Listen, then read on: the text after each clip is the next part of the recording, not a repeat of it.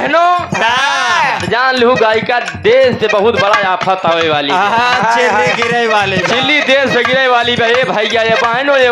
भाइयों ये बहनों जान ले देश से आफत आवे वाली बे अपन अपन खटिया कुर्सी बचाए रह जाए 70 साल कांग्रेस का हिस्स एका भाजपा वाले के याद बा और 10 साल अपने काउ के ने का याद ना आई बे बारे भैया 400 गैस सिलेंडर 1000 हो गया 1100 रुपया हो गई है 10 साल में अपन काम भुलाई गए और कांग्रेस 70 साल याद करे यहाँ काउ के यहाँ मोदी जी गौर करा जवन कांग्रेस बनई दिन है आज आप आज बेचा था मोर भैया हो अबे समय है सुधर गया जा ये धरती में केवल एक जात सुधर गया बस लेकिन गायिका जी सुधरते ना के जैसे यादव अब तो अहिर से यादव हो गया है ए भैया यार तो मोर भैया हो जितना बिरादरी है हाथ जोड़ के निवेदन बा देखा बड़का भैया गमछले है प्रचार बढ़िया कराता है यही निवेदन बा चौराहा पहुंचा एकदम नरमई रहा जे जोन बोले सुन ले तब वोट बाढ़े समाजवादी केहू कगर आए गए मंत्री राष्ट्रीय अध्यक्ष आए गए तो जान लिया निशान नहीं यादव को नाम न तो बर्मक नाम आए न पाल के नाम आए न सरोज के नाम आए तोड़ कहाँ बाढ़े या दोष बाढ़े यही सब फायदा भाजपा वाले लेते हैं कुछ बगली वाले से ले चाहिए ज्ञान भैया कुछ न कुछ मिला था एक लाइन आओ मास्टर भैया संकेत करा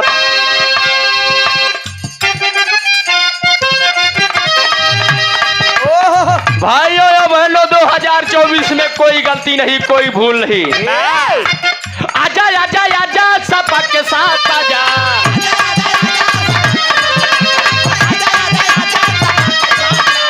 और कोई पार्टी में या बना ही मजा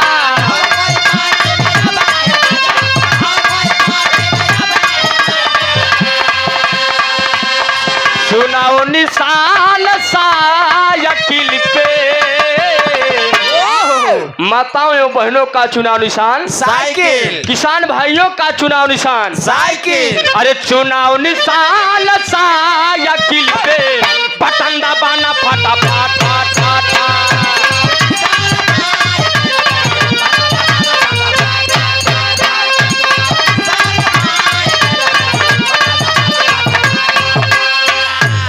और हमारे धर्म के बड़े भाई चुनाव निशान साइकिल पे बटन दबाना फटाफट सवेरे से नहाई धोए के दूठी अगरबत्ती सुलगाई के वही एकदम तैनात रहा ज्यादा मेहनत केवल अपने बूथ पे करा बस और ज्यादा जरूरी ना है बड़का भैया अपने अपन बूथ केवल 15-15 20-20 वोटे से आगे कह रहा बस 2024 में इलेक्शन होने वाला है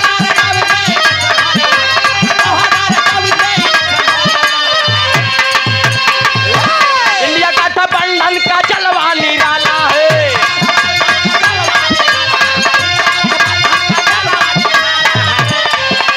अरे जंगा छिड़ेगा चाव विश्व में आए यो दिन भैया 25 तारीख का 25 मई भैया ध्यान दे अरे जंगा छिड़ेगा चाव विश्व में साइकिल चलेगी फटाफट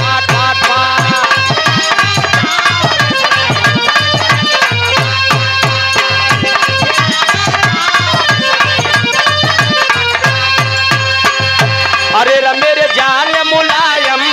देश के शान मुलायम अरे मेरे जान मुलायम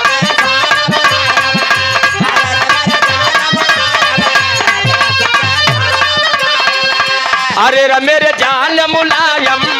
देश के शान मुलायम स्वागत है आपको अखिले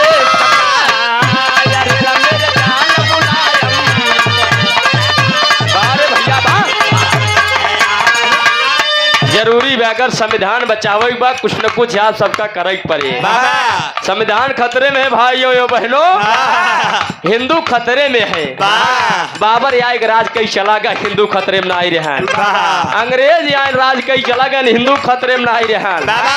नहीं जब से मोदी आए तब से हिंदू खतरे में हुई है बड़का भैया आप सब पढ़ा लिखा है हम तो ज्यादा पढ़ा लिखा ना आया ही वही बाद में बोले भैया ए भैया यार कहता है देश समाजवादी बनो, कहता है देश समाजवादी बनो, समाजवादी बनो, नेता अखिलेश के साथी बनो, कहता है देश समाजवादी बनो।